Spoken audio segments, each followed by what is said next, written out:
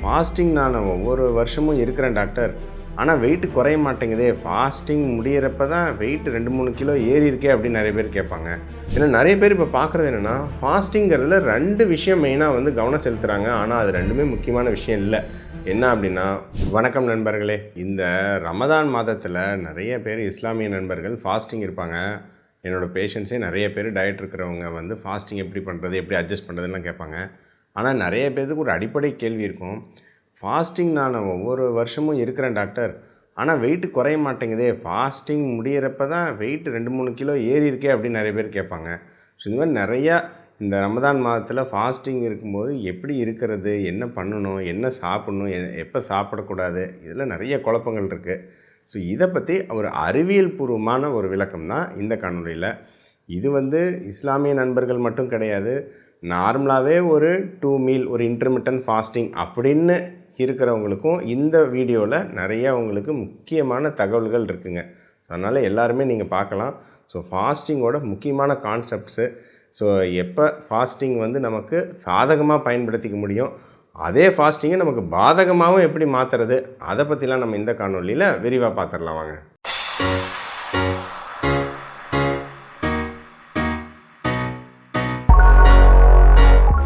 பொதுவாகவே ரமதான் மாதம் அப்படின்னாவே எனக்கு நினைவுக்கு வர்றது, நான் வந்து பிஜி வந்து பெங்களூர் மெடிக்கல் காலேஜில் பண்ணிகிட்டு இருக்கும்போது, அங்கே ஃப்ரேசர் டவுன் ஒரு ஏரியா இருக்குங்க பெங்களூரில். அங்கே தான் பார்த்திங்கன்னா சாயங்காலம் ஒரு 7 மணிக்கு போனால் ஃபுல்லாக, அதாவது சிக்கனு, மீட்டு, கபாபு, ஏகப்பட்ட ஸ்வீட்டு, அப்படி பார்த்துருக்கவே முடியாது. ஸோ அதை சாப்பிட்றதுக்காகவே நிறைய டைம் வந்து அங்கே போயிட்டு டியூட்டி முடிச்சுட்டு அங்கெல்லாம் போயிட்டு சாப்பிட்டு வருவோம் நாங்கள் ஃப்ரெண்ட்ஸ் எல்லாம். ஸோ அப்படி தான் வந்து ரம்ஜான் மாதம்னாவே ஃபாஸ்டிங் அப்படிங்கிறத விட ஒரு சாப்பிட்ற கொண்டாட்டம் அப்படிங்கிற மாதிரி தான் நம்ம மனசில் பொதுவாக இருக்கும்.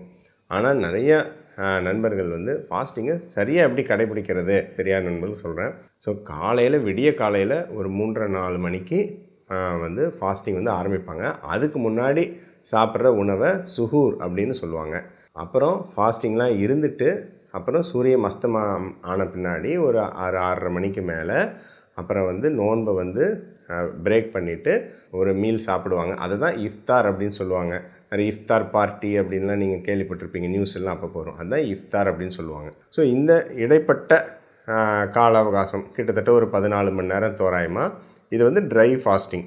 ஸோ வந்து பார்த்திங்கன்னா வாட்டர் ஃபாஸ்டிங் நம்ம கேள்விப்பட்டிருக்கோம். இது ட்ரை ஃபாஸ்டிங் அப்படின்னா என்னென்னா தண்ணி கூட குடிக்க மாட்டாங்க.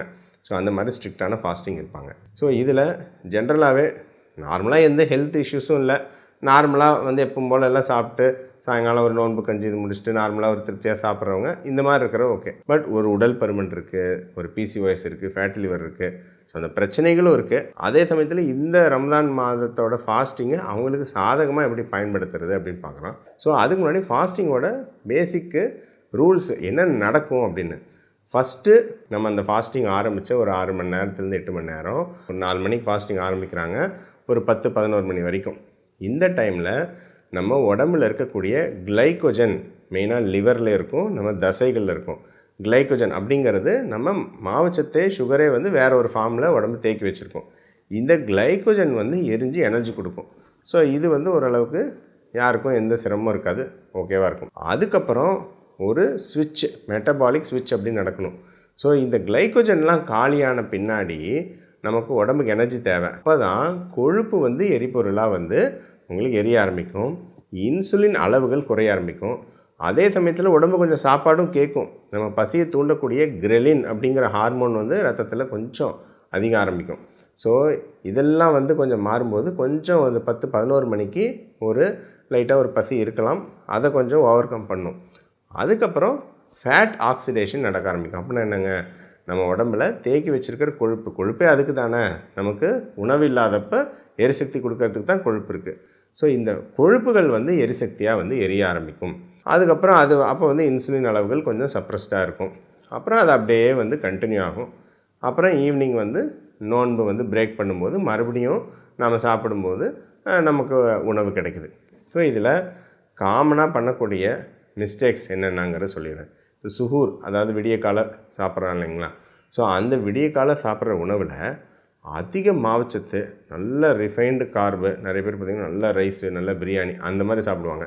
ஸோ அந்த மாதிரி நல்ல ஹெவியான மாவுச்சத்து மிகுந்த உணவு சாப்பிடும்போது என்ன ஆகும் அப்படின்னா, இந்த 10-11 மணிக்கு இருக்குது இல்லைங்களா, அப்போ வந்து ஒரு நல்ல ஒரு எனர்ஜி டிப் வரும். ஸோ அப்போ வந்து பார்த்தா அப்படியே எனர்ஜியே சுத்தமாக இல்லாத மாதிரி ஆகிடும். ரியாக்டிவ் ஹைப்போகிளைசீமியா வந்துடும். ஸோ ஏன்னா நல்ல ஹை இன்சுலின் இருக்கும். ஸோ அப்போ வந்து உங்களுக்கு கிளைக்கோஜன் வந்து உங்களுக்கு காலி ஆகிடுச்சு அப்படின்ன உடனடியாக அந்த இன்சுலின் வந்து அப்படியே சுரந்துகிட்டே இருக்கும். ஸோ சுகரை நல்லா டக்குன்னு குறைச்சி விட்ரும். ஒரு 11 மணிக்கு பயங்கர ஒரு சோர்வானோ ஒரு லோ எனர்ஜி வந்து நிறைய பேத்துக்கு வரும். லோ சுகர் அறிகுறிகள் வரலாம். அதுவும் வந்து உடல் பருமன், இன்சுலின் எதிர்ப்புத்தன்மை இருக்கிறவங்களுக்கு இது இன்னும் இந்த எஃபெக்ட் வந்து கொஞ்சம் கூடுதலாகவே இருக்கும். சரிங்களா? ஸோ இது வந்து ஒரு ப்ராப்ளம். அதே மாதிரி கொஞ்சமாக அதை தாண்டியாச்சு, அந்த ஃபேஸை தாண்டி நம்ம கொழுப்பை வந்து எரிச்சிட்ருக்கோம். அப்படியே கொழுப்பு எரிஞ்சிட்ருக்கு. அந்த 6-6:30 மணிக்கு அந்த இஃப்தாருன்னு நோன்பு முடிக்கிறதுக்காக எடுக்கக்கூடிய உணவை அதில் வந்து நல்ல மாவுச்சத்து மிகுந்த, நல்ல சக்கரை மிகுந்த, நல்ல ஸ்நாக்ஸு, ஸ்வீட்ஸு அந்த மாதிரி நல்ல ஹெவியாக அந்த உணவை பிரேக் பண்ணோம்னா கொஞ்சம் கொஞ்சம் இன்சுலின் வந்து கட்டுப்பாட்டில் இருந்ததெல்லாம் மறுபடியும் வந்து இன்சுலின் வந்து பயங்கர ஒரு ஸ்பைக் அடிச்சிடும்.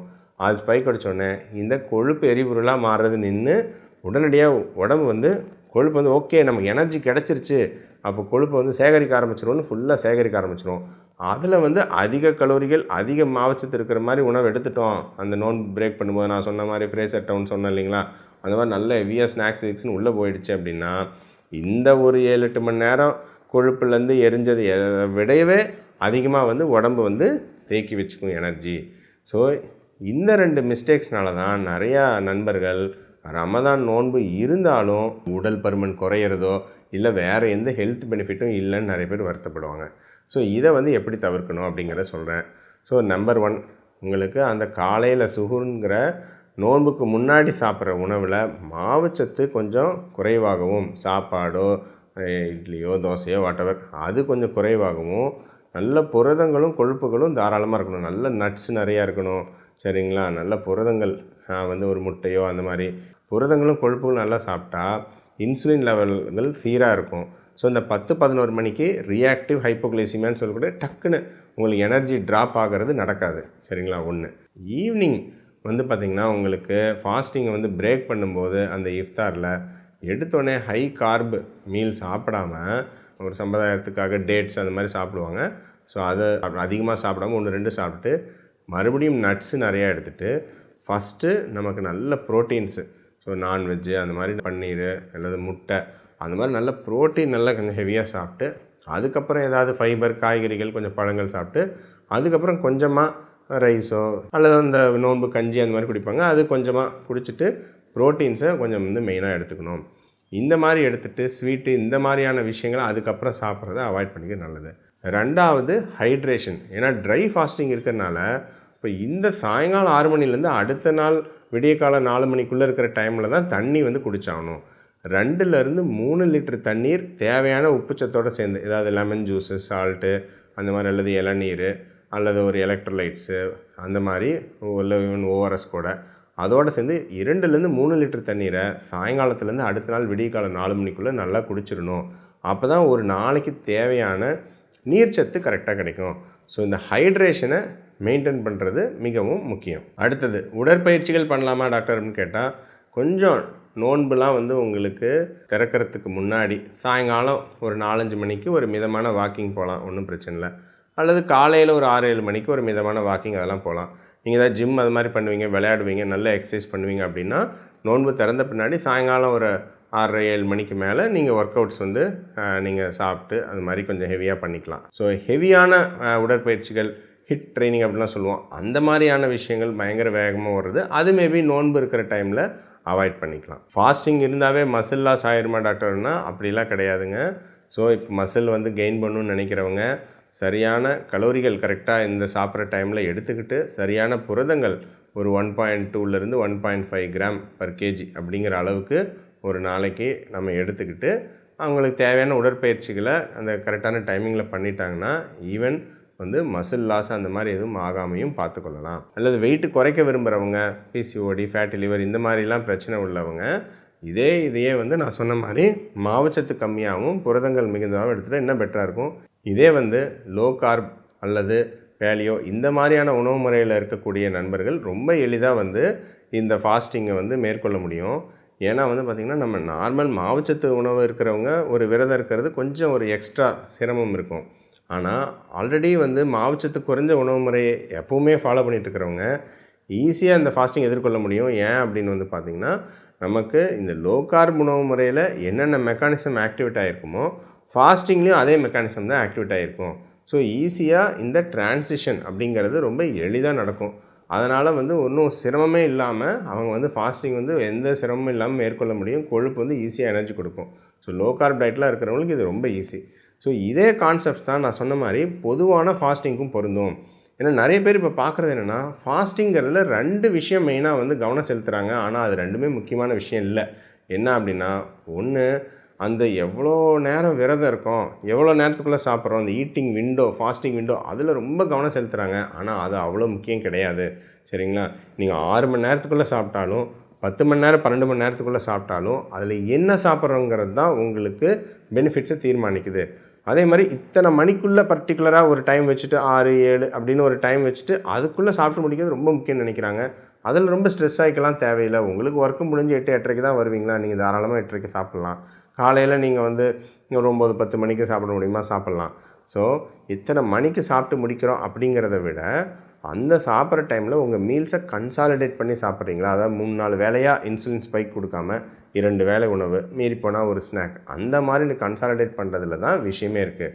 ஸோ அதனால் இந்த ரம்ஜான் ஃபாஸ்டிங்லேருந்து நாம் முக்கியமாக தெரிஞ்சுக்க வேண்டிய விஷயம், ஃபாஸ்டிங் எவ்வளோ நேரம் அப்படிங்கிறதெல்லாம் விட, எத்தனை மணிக்கு முடிக்கிறோம் இதெல்லாம் விட, அந்த ஈட்டிங் நம்ம சாப்பிட்ற நேரத்தில் என்ன சாப்பிட்றோம் அப்படிங்கிறது தான் நமக்கு இந்த ஃபாஸ்டிங் வந்து நமக்கு நல்லது பண்ணுதா, அல்லது இதே ஃபாஸ்டிங்னால் நமக்கு மெட்டபாலிக் டிஸ்ரெகுலேஷன், இந்த ஃபாஸ்டிங் முடிஞ்சு இன்னும் வெயிட் கூட்டுறது, சுகர் அதிகமாகுது, இந்த மாதிரி பிரச்சனை வருதாங்கிறது தீர்மானிக்குது. ஸோ ரமதான் ஃபாஸ்டிங் இருந்தாலும் சரி, இல்லை ஒரு மற்ற ஹெல்த் பெனிஃபிட்டுக்காக இன்டர்மிட்டன்ட் ஃபாஸ்டிங் இருந்தாலும் சரி, சாப்பிட்ற நேரத்தில் சரியான உணவை சாப்பிட்றீங்களாங்கிறதுல கவனம் செலுத்துங்க. அதை கரெக்டாக பார்த்துக்கிட்டாவே போதும், உங்களுக்கு கரெக்டான ஹெல்த் பெனிஃபிட்ஸு கரெக்டாக கிடைக்குங்க.